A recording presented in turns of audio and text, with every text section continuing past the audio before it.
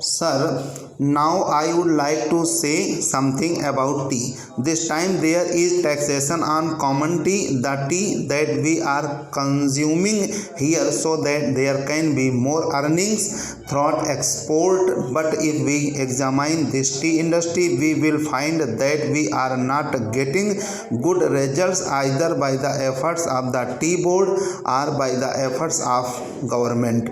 1/4 of the production of the whole country is represented by tea, but that much of attention is not given by the government to this industry. They think that it is already getting foreign earning and so it should continue to get it. But efforts should be made not only to develop this industry but also to improve the industry through research and other things. As you know, in some parts the foreign companies which are working here are neglecting this industry. They are only after the profits. They are not thinking of the development of the industry. There is room for development in many respects, but it all depends upon research work, and research stations should be set up wherever there is a neglect. No doubt the tea board is there, but the tea board is not seeing to these things. That is our complaint. In the tea board, people are there who are not at all eager to see how this industry could be developed, how we could earn more profits, how the quality could be improved, and how the quantity could be increased. We are not seeing to that. I come from a part where the tea industry plays an important part in the economy of that area, but I find that it is being neglected from year to year and no attention is given to it. I find that there is this dot minute in the tea plantations. As a result, no further improvement in plantation is made. There the development of tea can be undertaken. I only suggest this to our finance minister. When you are giving relief to coffee, why are you not giving relief to tea, which is earning much more foreign exchange? I humbly urge our finance minister to see to it and remove this burden on common tea. Now I would like to say a word about betel nut. There is taxation on betel nut which is imported.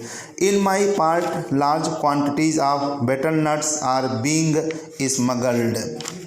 So there was a representation from that tea saying that betel nut should also come within the purview of customs duty and that part should be declared a port. A representation was made to the finance minister as also the commerce and industry ministry, but nothing is done. I urge upon them to see to this whether smuggling which is giving no benefit to the government and which is going to be increased cannot be stopped.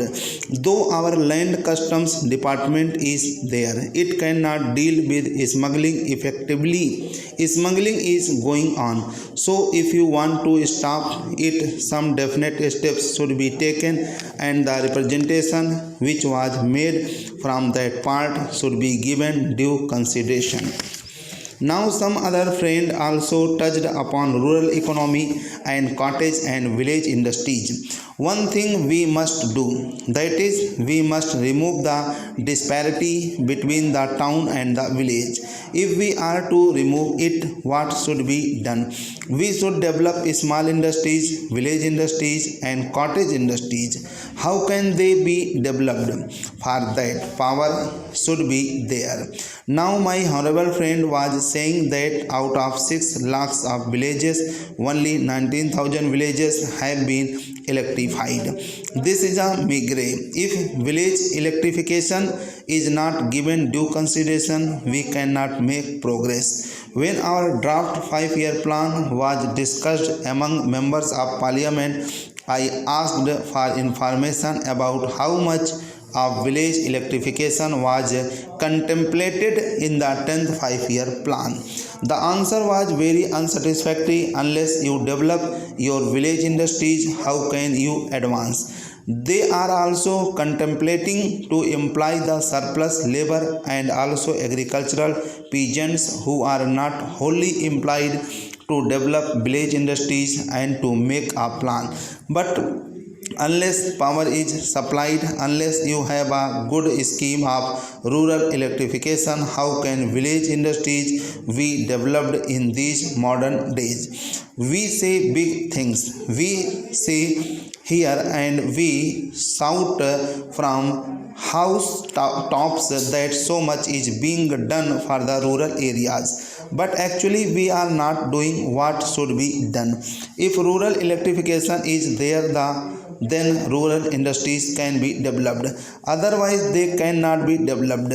Unemployment cannot be solved. The only solution for unemployment is the development of small industries and cottage industries. Otherwise, unemployment will increase year by year and there will be frustration among young men, particularly among the educated.